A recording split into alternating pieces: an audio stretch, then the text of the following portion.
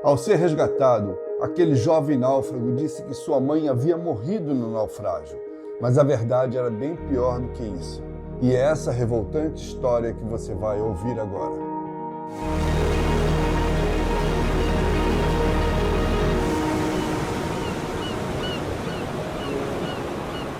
Era perto do meio-dia do dia 26 de setembro de 2016, quando um dos oficiais do navio cargueiro chinês Orient Luck viu uma balsa salva-vidas à deriva no mar a muitos quilômetros da costa de Connecticut, na costa leste dos Estados Unidos. Se ele estivesse perto da costa, apenas pegaria o rádio e informaria o achado à guarda costeira para que ela providenciasse o resgate daquele náufrago, já que não era nada fácil deter o avanço de um navio em movimento, muito menos manobrá-lo até se aproximar de uma frágil balsa inflável. Mas ali onde ele estava, a mais de 100 milhas da costa, qualquer resgate vindo de terra firme demoraria e talvez, quando chegasse, já fosse tarde demais. Depois de refletir por alguns segundos, o oficial deu ordem para que o navio reduzisse a marcha e começasse a dar voltas cada vez menores até se aproximar da balsa. A manobra levou quase uma hora, mas se justificava. Dentro da balsa estava o jovem americano de 22 anos chamado Nathan Carman, que dizia estar à deriva há 7 dias desde que sua lancha afundara quando estava a caminho de uma pescaria na companhia de sua mãe, Linda Carman. E o pior de tudo, segundo ele, ela morrera no acidente. Sensibilizados com o drama daquele jovem náufrago, os marinheiros do cargueiro lhe deram roupas, comida e comunicaram o fato à guarda costeira americana, que mandou um barco de encontro ao navio e levou Nathan de volta para a terra firme. Lá, a polícia já o aguardava para um rápido interrogatório, já que uma pessoa tinha morrido no suposto naufrágio. A princípio, aquela história parecia ser verdadeira, embora nenhum vestígio do barco tivesse sido encontrado no mar. Mas o que causava certa estranheza era o desaparecimento da mãe do rapaz, já que ele sobreviveu sem nenhum problema. Por que ela também não passou para a balsa salva-vida quando ficou claro que a lancha estava afundando? Por que o filho não resgatou a mãe no mar? E por que o corpo dela não foi encontrado? Estas foram algumas das perguntas que jamais tiveram uma resposta conclusiva daquele jovem suposto náufrago. E a polícia começou a ficar intrigada. As suspeitas aumentaram ainda mais quando, ao desembarcar em terra firme, foi constatado que não havia nenhum parente ou membro da família esperando Nathan, o que também soou estranho para a polícia. Por que ninguém da família fora receber aquele rapaz que passara uma semana à deriva no mar após uma experiência altamente traumática? Outros detalhes também fizeram aumentar as dúvidas da polícia. Uma delas é que Nathan estava bem demais de saúde, muito bem para quem havia passado uma semana à deriva no mar dentro de uma balsa salva-vidas. Ele não tinha nem os lábios rachados, uma situação normal após tanto tempo em contato com um ambiente de água salgada. Também não parecia fraco nem desorientado, como geralmente acontecem com os náufragos. Tampouco estava desidratado, outra situação comum nesses casos. A explicação para isso é que no interior da balsa, a guarda costeira encontrou, além de muita comida, um aparelho dessalinizador que transforma a água do mar em potável, mas que não faz parte do equipamento padrão de balsas desse tipo, porque ele ocupa um espaço. Mas como Nathan estava sozinho na balsa, espaço é o que não lhe faltava. A polícia logo descobriu que Nathan havia comprado o equipamento dias antes, bem como uma furadeira e brocas que ele usou para furar propositalmente o casco do barco horas antes de partir da marina com sua mãe para aquela suposta pescaria. Aquela operação deixou o vizinho da marina um tanto intrigado. Por que alguém estaria furando o casco do próprio barco e retirando equipamentos necessários à navegação? O vizinho não quis perguntar isso diretamente a Nathan, mas perguntou qual eram os seus planos. E ele disse que pretendia sair para pescar com a mãe em um parcel a poucas milhas da marina.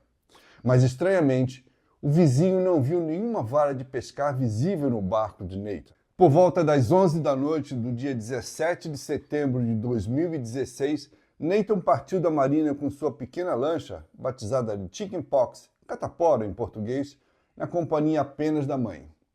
O plano de navegação que ele havia apresentado à administração da marina um procedimento obrigatório antes da partida de qualquer barco, dizia que eles passariam a noite pescando no tal parcel e retornariam no dia seguinte por volta da hora do almoço.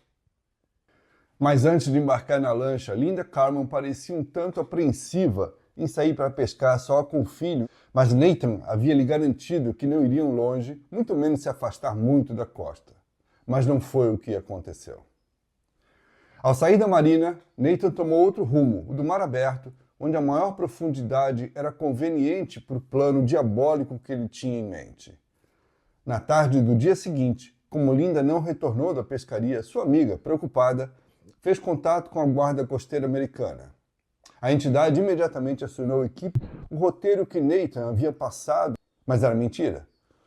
Como no primeiro dia nada foi encontrado, a Guarda Costeira aumentou a quantidade de equipes e passou a empreender uma das maiores operações de busca já feitas no mar da região. Durante dias, lanchas e helicópteros vasculharam uma área gigantesca entre a marina e o local que Nathan havia informado como sendo seu destino, mas nada encontraram. A única explicação é que talvez tivesse havido um naufrágio tão fulminante da lancha que isso não deixou nenhum vestígio na superfície do mar. Essa passou a ser a hipótese mais plausível para o completo desaparecimento do barco da mãe e filho, até que Nathan foi encontrado naquela balsa salva-vidas uma semana depois do suposto naufrágio, e a dezenas de milhas de distância da região que ele informara que navegaria.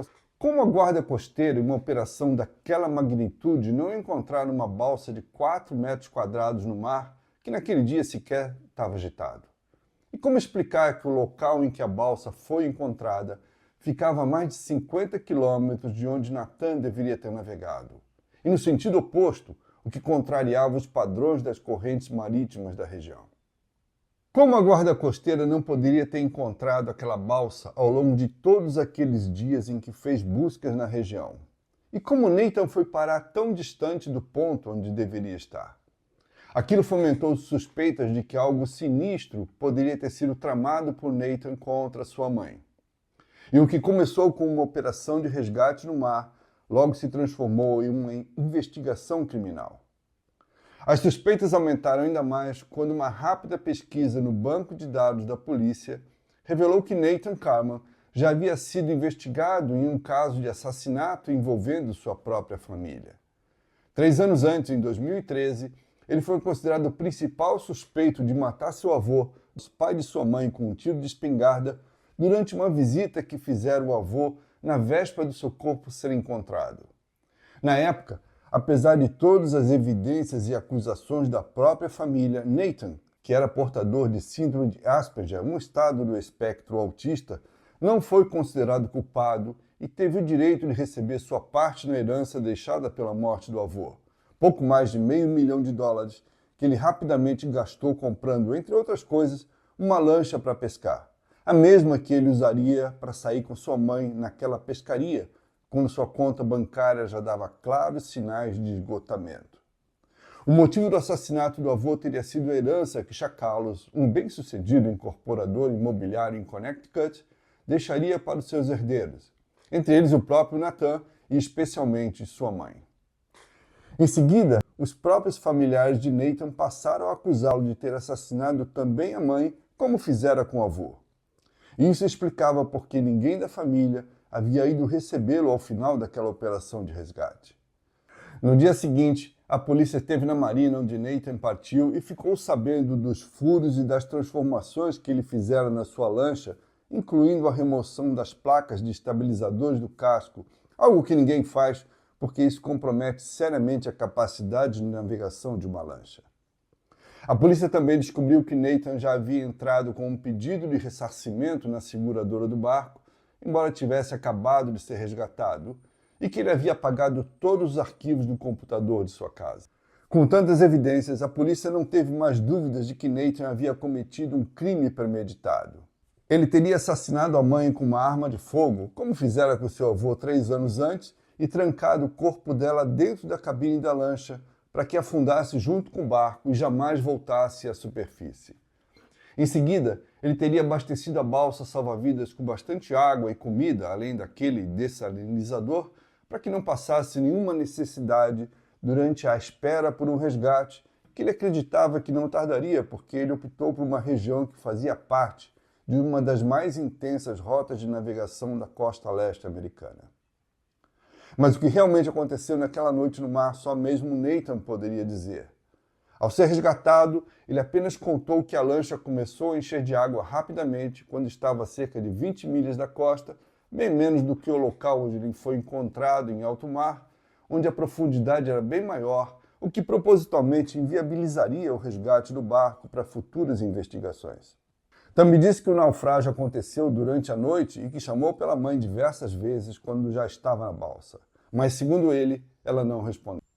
Com base em tantas suspeitas, a polícia prendeu preventivamente Nathan e o acusou de fraude e assassinato, com o intuito de se apoderar da herança deixada pela mãe, que recebera bem mais do que ele pela morte do avô. Mas na sua primeira audiência perante o juiz, ele se declarou inocente. Nathan, então, foi mantido preso até que fosse julgado, o que aconteceria em outubro de 2023. Mas não aconteceu. 3 meses antes de ir a júri popular, Nathan Carman foi encontrado morto na cela em que ocupava uma penitenciária de New Hampshire. A causa da morte foi suicídio, o que não deixou de ser uma explícita admissão de culpa por um crime bárbaro e premeditado que nunca ninguém duvidou que ele tivesse cometido. Eu sou Jorge de Souza e você ouviu uma das histórias que fazem parte dos livros Histórias do Mar, que podem ser comprados em www.historiasdomar.com. Gostou? Então clique aqui, deixe seu like e se inscreva para receber outras histórias gratuitamente.